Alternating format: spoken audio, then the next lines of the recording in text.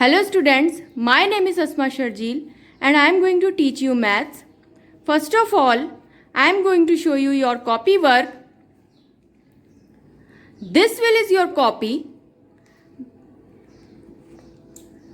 This page, इस page पर आपने you have to write your name.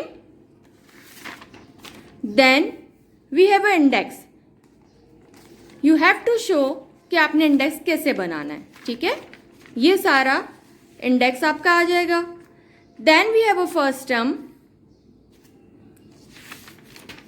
Then we have a syllabus for the first term in which arithmetic is algebra. We have chapter number 1, set theory and exercise 1.1. This will be your title page of this chapter. And from there we will do exercise 1.1. This is set. ठीक है, set chapter 1. So how can we define set? Set is a collection of well defined object. ठीक है, यानी किसी भी objects का collection जो होता है वो सेट कहलाता है. Set of pencils, set of stars, set of pens, set of books, these all are called the set. Mathematically जब हम सेट को देखने जाते हैं तो हमारे पास काफी सारी आपको नंबर्स के फॉर्म्स दिखाई देते हैं. जैसे नेचुरल नंबर है हमारे पास स्टार्टिंग फ्रॉम 1 to 2, 3, 4, 5 डिफरेंट, आगे आप बढ़ते चले जाएं तो these are called the set of natural number, यानी 1 से स्टार्ट होके आगे तक जाएंगे. Whole number starting from 0 and moves on. ठीक है, तो होल नंबर जब भी 0 से स्टार्ट होगा और आगे की तरफ जितने भी नंबर आएंगे वो सब आपके होल नंबर कहलाते हैं. And this is the set of whole number. Rational number are the numbers express in the form of fractions. Fractional form में दिए हुए होंगे. These are called the rational number. Even number, all those number which are divisible by 2, like 2, 4, 6, 8, 10, these are all called the even number.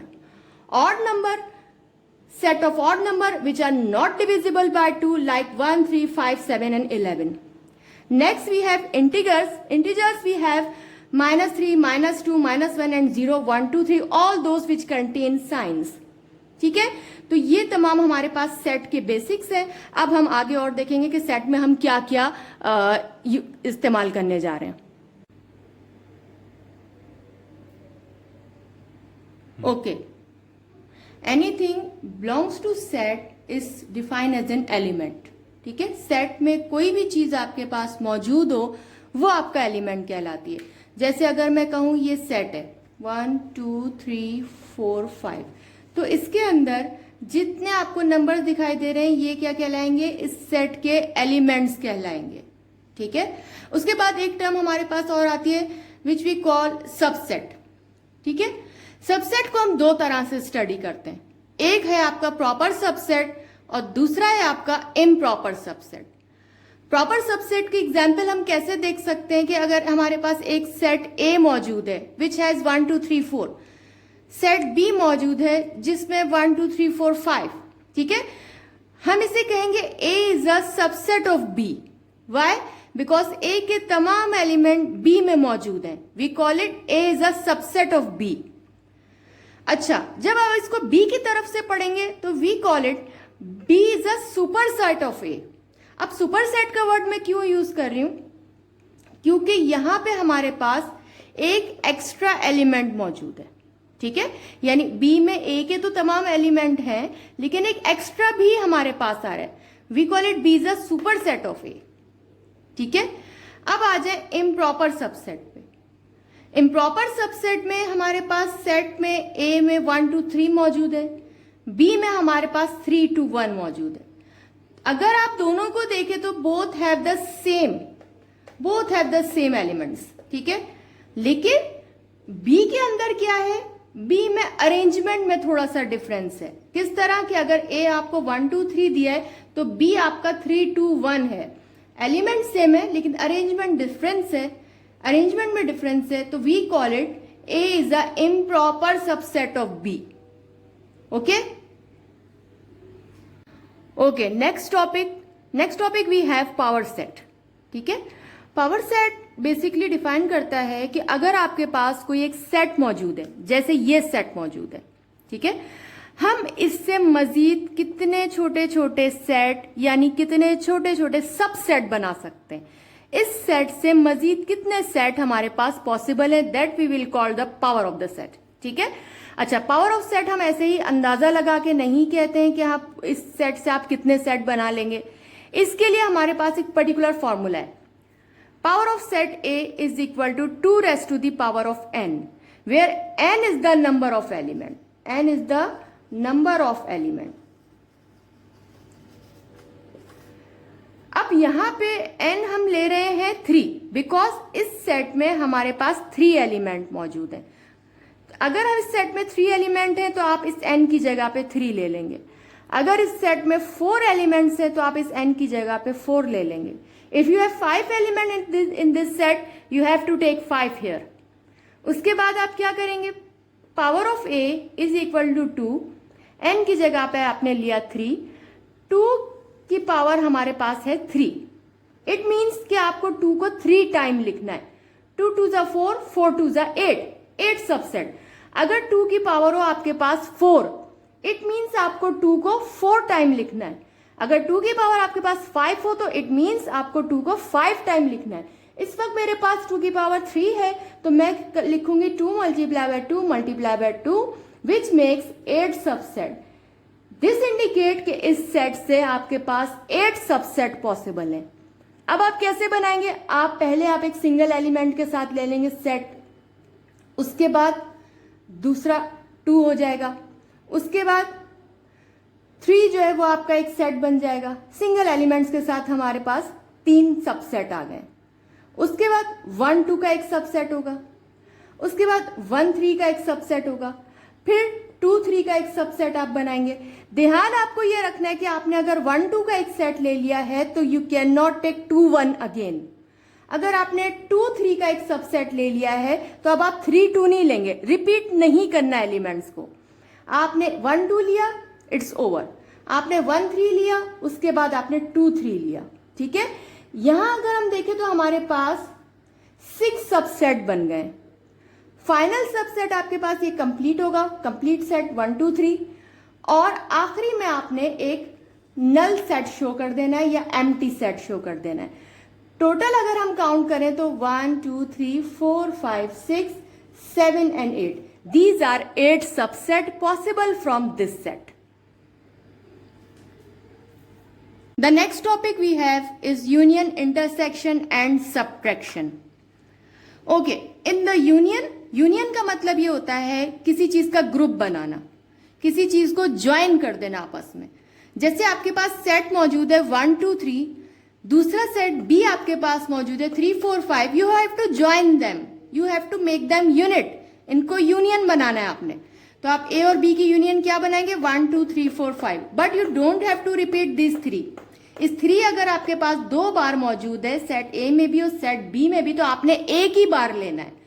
1 2 3 4 5 is your union. A union B is 1 2 3 4 5. Next we have set A 1 2 3 and set B is 3 4 5. यहां आपने intersection करना है। Intersection means आपको इसमें से common लेना है, जो इसमें कॉमन है वही आपका आंसर होगा। यहां आप देखिए सेट A में 3 मौजूद है, सेट B में भी 3 मौजूद है। A इंटरसेक्ट B यानी A और B में जो कॉमन है वो आपका 3 है। 3 will be your answer. Next we have subtraction. Subtraction के लिए सेट A में आपके पास 1 2 3 4 मौजूद है, सेट B में 3 और 4 मौजूद है। A माइनस B यानी आपको A में से B को माइनस कर देना है, B के एलिमेंट को निकाल देना है।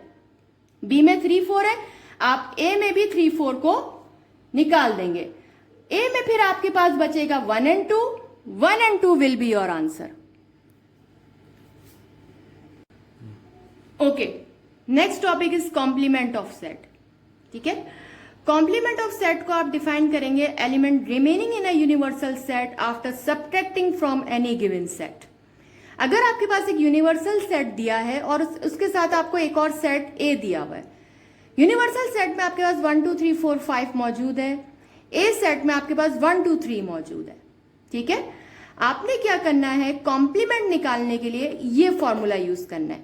ये सिंबल है कॉम्प्लीमेंट का। A complement is equal to U minus A. U में से आपको ए के एलिमेंट सब्ट्रैक्ट कर देने हैं। अगर हम यू में से ए के एलिमेंट को सब्ट्रैक्ट कर देते हैं तो हमारे पास जो बचता है वो यू में वो बचता है 4 and 5। ठीक है, so remaining elements are 4 and 5 in a universal set. u minus A is 4 and 5, A complement आपका 4 और 5 हो जाएगा। That will be your answer. Okay, next topic जो अभी हमारा फाइनल टॉपिक है वो है वेन डायग्राम। ठीक है, वेन डायग्राम हमारा फाइनल टॉपिक होगा। उसके बाद इंशाल्लाह we will move toward your exercises. Exercise 1.1 हम नेक्स्ट वीडियो में स्टार्ट करेंगे।